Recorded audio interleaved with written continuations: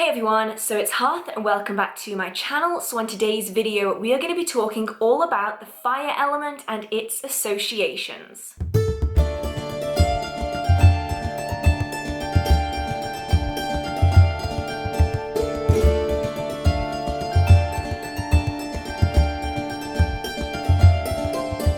Now when people think of the fire element, they often think of candle magic. It's all about flames, it's all about fire, whether that be a balefire, whether that be candle magic, whether that be burning sigils. It's always something to do with setting fire to something. Maybe it brings out just a little bit of the pyromaniac out in all of us, but that's what most people will associate with the fire element. Well, today I want to be able to expand on that, giving you more options of different items, herbs, crystals, and techniques that you can use when working with the fire element, so that if you aren't able to burn items or have candles, or you don't want to, you have other ways of working with the element, so you can still work with the energies of the fire element without setting fire to anything, intentionally or unintentionally. Now, the first thing for connecting with the fire element is, of course, a candle. A lot of people will work with physical candles, whether that be paraffin, soy, palm, beeswax, whatever it might be. A lot of people will have a candle to represent that element on an altar or in a working. Now, people work with the elements in more than just spell work. They can be on an altar setting. They can also be on manifestation altars to help bring in the energy of that element. They can also be done for circle castings if you call in the quarters during circle work. And you can also use the elements for meditations and trance works, giving you another layer to your meditation where you focus in on the aspects of a particular element. So some people, for instance, will do fire element meditations, or they will do fire scrying. All of these are really interesting things that you can do. Now, a lot of people will use a candle for these things because it is probably the easiest way of working with the fire element. But you don't have to use a physical candle. You can use candle apps. I will see if I can find the name of a candle app that I use and I'll list it down in the description box. These can be really good if you just want to hear the sound of a candle flickering whilst you're meditating, or you just want that atmosphere of a candle being there to help connect you to the element of fire without having to have an actual candle and a potential hazard in your space. You can also use LED candles. Now, I have one sitting just up there, if you can see it. You can get so many different varieties now. They're not just bog standard and ugly looking. They can be really interesting with flickering flames and changing of colors. So they can be really good to work with if you are in an environment where you want to represent the fire element, but aren't allowed to or don't want to have the risk of having an actual open flame in your space. So candles can be really, really good. And personally, candles are my go-to thing when working with the fire element. But there are lots of other options. So one thing that you can use instead are crystals. Now, lots of us have a collection of crystals, no matter how big or how small. A lot of us have at least a few that we can work with, and there are some that are really closely entwined with the fire element. Now, one that's not so much a crystal, but more of a stone or a rock is igneous rocks. These are absolutely fabulous for working with the fire element because they are rocks and stone that has been created through volcanic activity. So it's very closely connected with the fire element in its creation. So lava rock is a really, really popular one, and any other igneous rock is really good to work with in the fire element. And because it isn't a crystal that is very valuable for jewelry making or anything of the sort, they're actually really affordable. Lava rock is probably one of the cheapest stones that you can buy because you can find it almost anywhere, and it's actually very, very cheap to find. So it's good for an on-the-budget witch. If you do want to work with the fire element through crystals, lava rock or igneous rock is a really, really good choice for it. But there are others. These include fire opal. It's quite pricey, but if you do have any jewelry with fire opal in it, which some people do, you can definitely use that in your workings.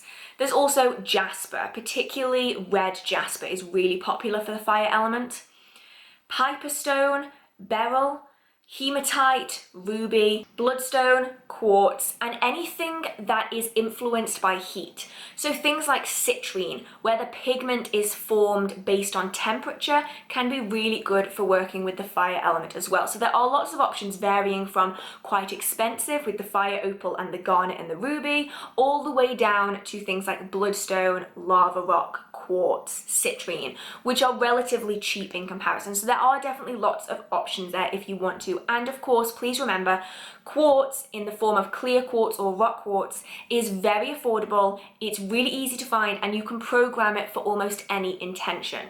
So you can set it to the vibration of the fire element and then work with it that way if clear quartz is all you have available to you.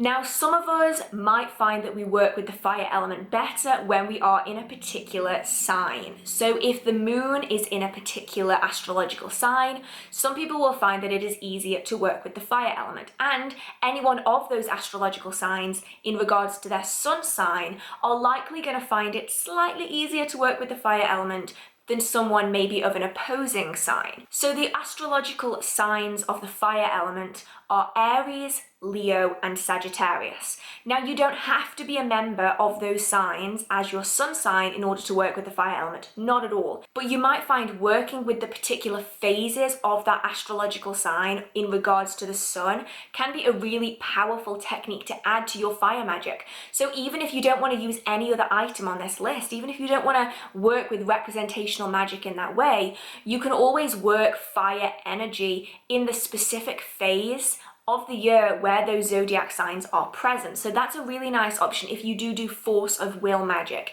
If you want to work with elemental energy, you want to call in the elements, working them in a particular astrological sign could be a really good way of you doing it if you don't want to have other items as well. So next is for all of you cosmic witches out there, anyone that works with planetary energies. If you want to add that into your working to connect it to the fire element, you definitely can.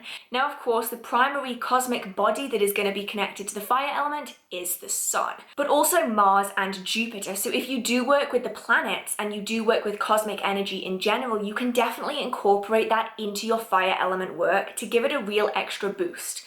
Because I personally can't think of anything more fiery than the sun right now.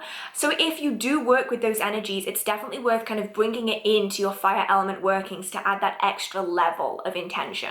So color magic, you guys know how much I love color magic. I talk about it a lot, I use it a lot. Almost every single one of my workings includes color magic, and working with the elements is no different. Now, of course, there are the obvious for working with the fire element, that being red, and that definitely is the case. You can work with all shades of red, so everything from scarlet to burgundy and maroon you can work with as well.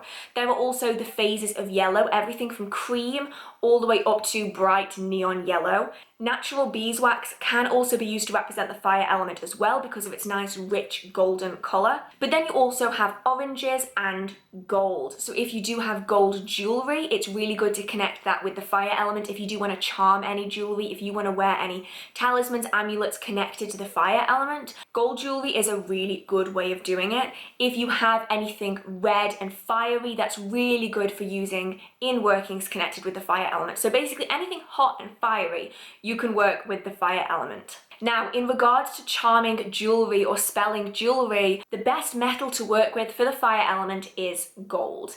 Now, I know it's exceptionally pricey, but even gold-plated things like earrings or rings or anything that's just gold-toned can work as well. So don't worry, it doesn't have to be like 18 karat gold for you to work with it. Even if it's just gold-plated or if it's gold-coloured, you can also work with it to represent the fire element as well, which is really good if you do want to charm any jewellery. You guys know that all of the jewellery that I own, I charm. And so if you do want to add the colour and the metal into the working as well as working with the element, then gold is a really good option. So we then have animals. Now, this is really good if you do feel really closely connected with animals and you do work with their energies a lot within workings, whether that is oracle cards that are spirit animals, whether that be just animal symbolism. A lot of us do feel really closely connected to animals, and this is a perfect way of connecting to the fire element. There are certain animals that represent different elements, whether that's based on their physical characteristics or their capabilities or where they live, and these can then be brought into workings in symbolism and in imagery to really connect with that element and that energy. I'm not expecting anyone to have a lion roaming around, but we can work with their energy and their symbolism and their photographs and imagery in spell work to really drive home the fact that we want to be connecting with that fiery energy. Now, for the fire element, the animals are lions, bees, dragons, snakes, lizards, crickets, sharks, scorpions, ladybugs, and cherubs. Now, of course, not all of these are technically animals. Dragons are spirits, cherubs are symbolism. They are sentient beings that are believed to have their own energy and their association. And so I've included them all in this list because it was easier than splitting them up even further. But if you do want to work with the fire element and you really find that symbolism and imagery is really important to you, if visuals are very significant to your magical workings, you can definitely add even just children's toys of lions or bees or scorpions onto an altar. You can use the imagery in cards, you can use paintings, pictures, little sketches that you've done to represent that animal. You can even go a step further and start looking into the associations of every single animal that you're thinking of working with and seeing whether it will match up to the working you're planning on doing. So for instance, if you want to work with the fire element for home protection and you want it to be last resort, you can always work with the energy of a bee. Connect with the fire element, add all of that energy in to have that hot, fiery, protective energy, then add in the symbolism and the energy of the bee, which at its last resort will sting in order to protect itself and its hive. And then you end up with a very powerful, potent working that's very tailored for what you want to achieve with just using symbolism and connections. So that's a really interesting way of doing it. If you do like working with animal energy, that could be a really good option for you to try out if you've never tried it before. Now we move on to fire herbs. Now you guys know I absolutely love working with herbs, and one thing I will say is that a lot of fire element herbs are fire element herbs because of their associations, because of what they are able to do, how they react to the skin, to taste buds, to sensitive areas. And so please be careful if you are going to be using fire element herbs, or actually any herb, to make sure that if you are going to consume it, that you know that you are not allergic and that it is safe to do so.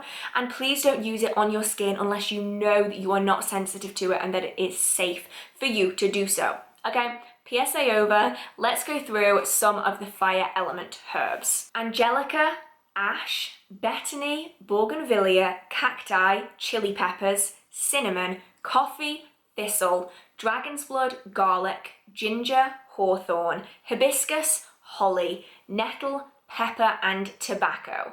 Now there are probably far more that I have not written in my book of shadows, but they are just some of the ones that you can use. Now if you don't have all of them on this list, you don't need to worry about it. You only need like 1 or 2 to work with if you just want to leave them on an altar or add them into a working to connect with the element of fire.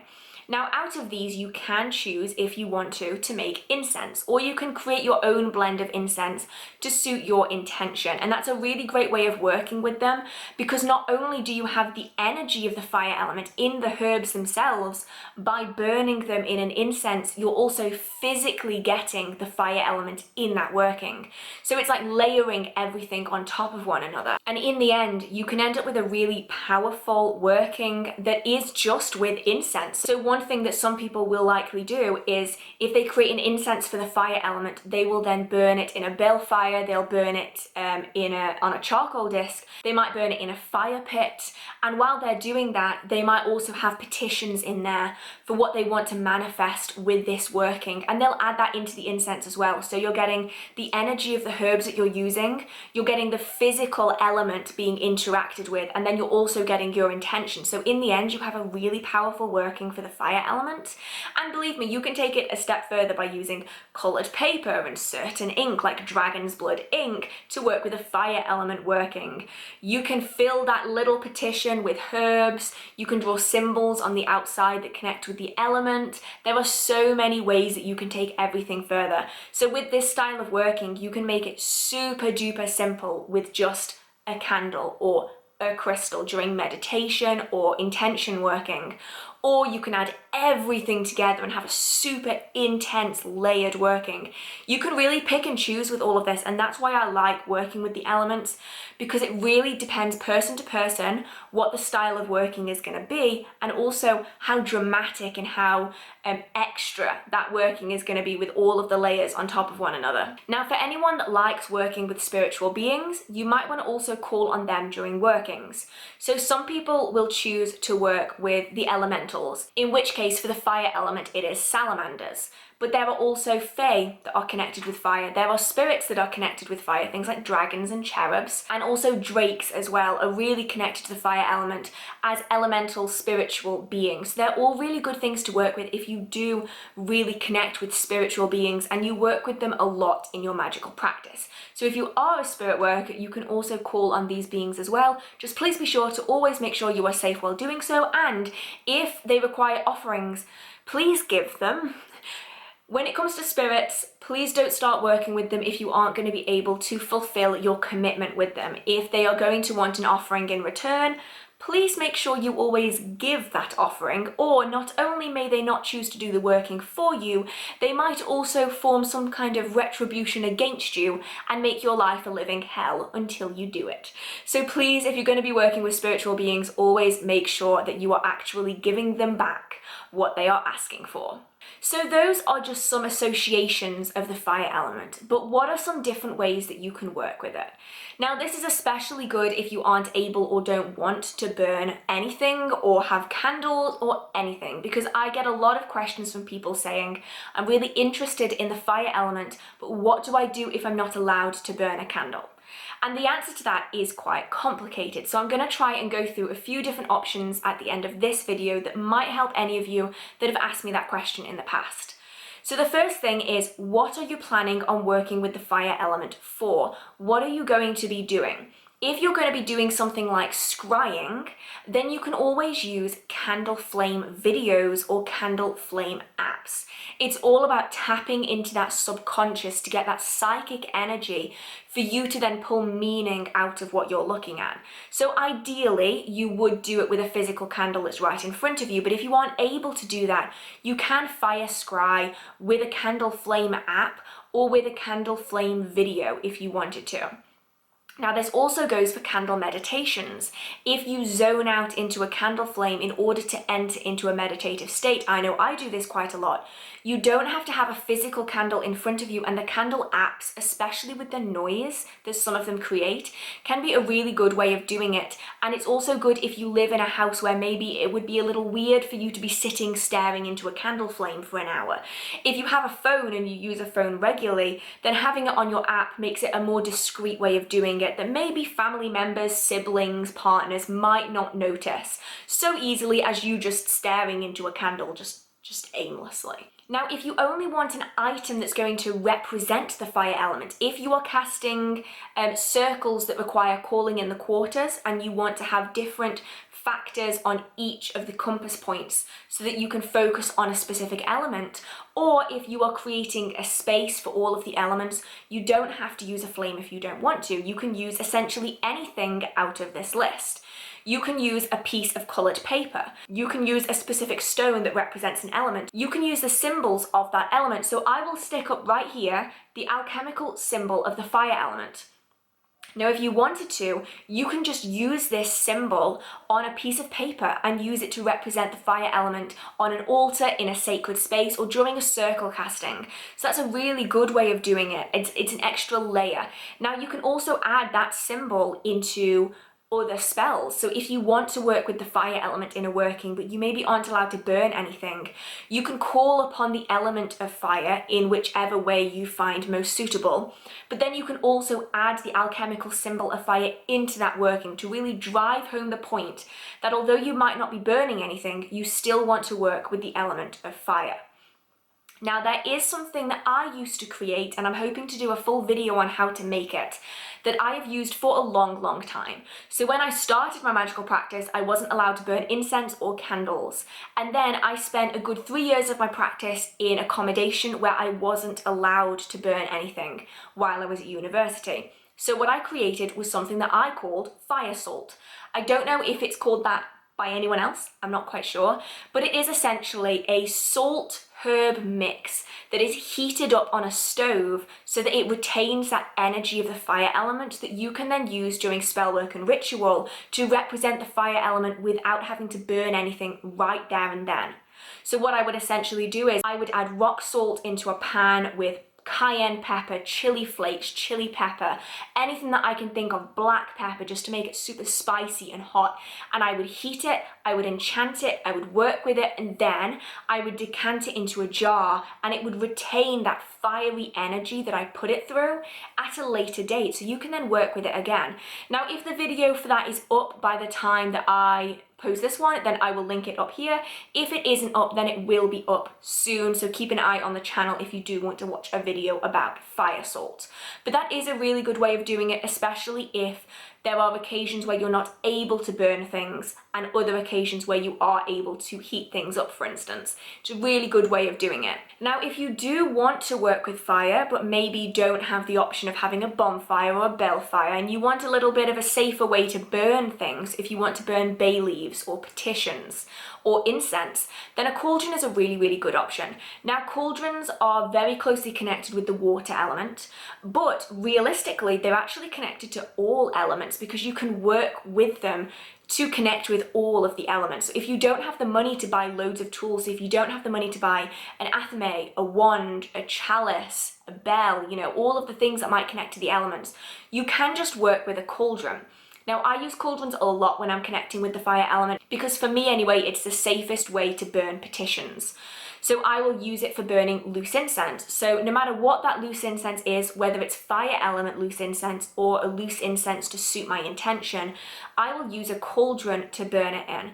If I want to release my energy in a petition or a sigil, I will burn them inside a cauldron. It's a way safer way of doing it if you do get concerned about creating bonfires or balefires or whatever it is you might be doing. It's also a lot safer than just burning it in a candle flame because it actually has somewhere to drop into that is fire safe. So if you do want to do that kind of thing and maybe you don't have the money to invest in all of the magical tools, just getting a cauldron, if you have that option, is a really good thing to do. So if you want to bring the energy of the fire element into a space, so if you know that you really want a space to be very fiery and powerful and energized and energetic, you might want to set up an elemental altar. Now, some people will work with all of the elements on one altar. Some people will have different altars in different spaces. Now, when it comes to the fire element altar, it's often good to have it in quite a bright, sunny area. So I typically work with the fire element in this room because during the day, it is the brightest, sunniest room in the house. What you might want to do is connect everything together, join the dots. So have an altar cloth that is red, burgundy, maroon, orange, yellow, gold. You might then want to add items that represent it. So as I mentioned earlier, you can have children's toys of the animals that connect with the fire element. You can have a cauldron that you work as an offering dish for elemental spirits. You can have symbols of the alchemical symbol of the fire element or just pictures of fire. You can have fake LED candles to work with the fire element as a representational object. Even if there isn't an actual flame, the idea of the candle is enough to be a representational item to really work with and honor the fire element. So that's a good way of doing it. For those of you that just work energetic magic, so without any of the items or the tools, you just work with visualization, energy manipulation, your own willpower, then you can still work with the fire element. You can call in the fire element to workings if you want to, even if you don't have a bunch of items that represent them, you can call them into a space. And then during your visualizations, you can imagine fire or you can imagine a color. So some people will work with just red and they will just fill their mind with the color red. Or they will even set up almost internal little spaces for themselves mentally that have all of these items set out so that when they want to work with the fire element, they almost have a mini altar kind of set up in their mind. That's a really unusual way of doing it, and it is good if you do work just energetically. You don't need a bunch of tools, you are just working all internally to have all these symbols and images and items kind of represented as imagery in your mind. So that's a really interesting way of doing it. Now, of course, there are those that do work with the fire element in a similar way that I do, and that is with fire in some form, whether that is with a fire pit, whether that is with a balefire, whether that is with candles. So if you are planning on working with the fire element in regards to things like candles, there's a lot you can really do with that. So I've done videos before on your own intention oil, your own spell oil, and you can actually create a fire element spell oil based on the herbs that I spoke about earlier. You can then infuse that oil and use it to dress candles that are the color of that element. So you can dress red candles, orange candles, gold candles with this fire element oil if you wanted to. You can then also dress it with herbs or load it with herbs, carve it with symbols that represent the energy that you want to manifest. You can carve it with the alchemical symbol of the fire element. You can put pictures of animals around it. You can be burning incense that connects to the herbs that are connected to the fire element. Like, you can really go ham with it. You can add so many layers on top of one another. And regardless, if you do want to work with the energies and the spirits, you can also do that alone during astral projection, during spirit work, journeying, trance work, meditations. There's so many different options. So even if you've never worked with the fire element, or even if you aren't able to burn things, the fire element is still something that you can use. I know that I get a lot of questions from beginners saying, you know, I'm a Cancer, or I'm a Pisces, or I'm a Taurus. Am I still allowed to work with the fire element? And of course you are. The elements are part of us. Every part of life is connected to the elements in one way. You can't take one element out of all of the others and expect life to still exist, because it won't. You are all of the elements. You're still able to work with an element even if your sun sign doesn't exist in that particular elemental sign. You are still able to work with it. Don't worry about it. Some people might find it harder to connect with the energy of a particular element than others. It takes time to build up that relationship with that energy, and some people will find it a lot easier than others to work with that element. It entirely depends on your energetic vibration, and it also depends on how you associate with each of the elements. For instance, I am a water sign, I'm a Cancer, and yet I work more easily with fire than I actually do with water. It's just about our disposition and how we relate to it.